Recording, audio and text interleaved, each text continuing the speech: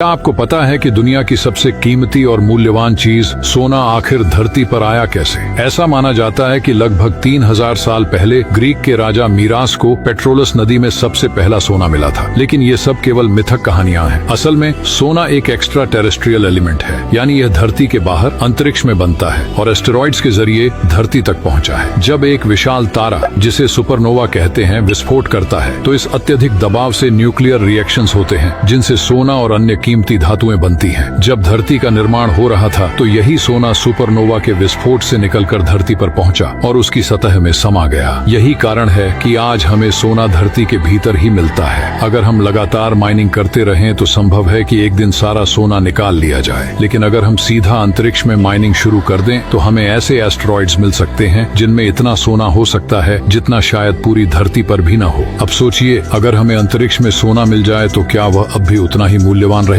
अगर अंतरिक्ष में शौच करते समय जरा सी भी गलती हो जाए तो उनका पेशाब और मल पूरे अंतरिक्ष में तैरने लगेगा। सोचिए कितनी अजीब और मुश्किल स्थिति होगी। इसी समस्या को हल करने के लिए नासा ने $10 मिलियन के टाइटेनियम टॉयलेट्स बनाए हैं। लेकिन सवाल यह है कि अंतरिक्ष यात्री इन हाईटेक टॉयलेट्स का इस्तेमाल कैसे करते हैं? पेशाब के लिए एक खास सक्शन पाइप होता है जो पुरुषों और महिलाओं के लिए अलग अलग डिजाइन किया गया है। इसे चालू करने के लिए बस एक बटन ऑन करना होता है। यह पाइप वैक्यूम क्लीनर की तरह काम करता है, पेशाब को खींचकर फिल्ट्रेशन बैग में जमा करता है और चूंकि अंतरिक्ष में पानी बहुत लिमिटेड होता है तो इसी पेशाब को फिल्टर करके पीने लायक पानी में बदल दिया जाता है। अब शौच की बात करें तो 5 इंच चौड़े खास पाइप का इस्तेमाल होता है। अंतरिक्ष यात्री इसे अपने शरीर से लगाते हैं और जमीन पे लगे स्ट्रैप्स से खुद को बैलेंस करते हैं और फिर वैक्यूम मल को खींचकर एक वेस्ट कंटेनर में जमा कर देता है और जब यह कंटेनर भर जाता है तो इसे स्पेस स्टेशन से बाहर पृथ्वी के एटमॉस्फेयर में जला दिया जाता है। क्या आप यकीन करेंगे, वैज्ञानिकों ने एक ऐसी बैटरी बना ली है जो हमारी पूरी इंसानी सभ्यता से भी ज्यादा लंबे समय तक चलती रहेगी। यूके की एक रिसर्च टीम ने दुनिया की पहली डायमंड बैटरी तैयार की है जो हजारों सालों तक ऊर्जा देती रहेगी। इसकी ऊर्जा का राज है कार्बन 14, एक रेडियो एक्टिव आइसोटोप जो बीटा पार्टिकल्स यानी तेज गति वाले इलेक्ट्रॉन्स छोड़ता है। जब ये इलेक्ट्रॉन्स सेमीकंडक्टर से टकराते हैं तो बिजली बनती है, कुछ वैसे ही जैसे एक मिनी सोलर पैनल, लेकिन सूरज की रोशनी की बजाय यह रेडिएशन का इस्तेमाल करता है। इस बैटरी की सबसे बड़ी खासियत है कार्बन 14 का हाफ लाइफ जो 5700 साल है, यानी यह बैटरी हजारों साल तक ऊर्जा देती रहेगी। हालांकि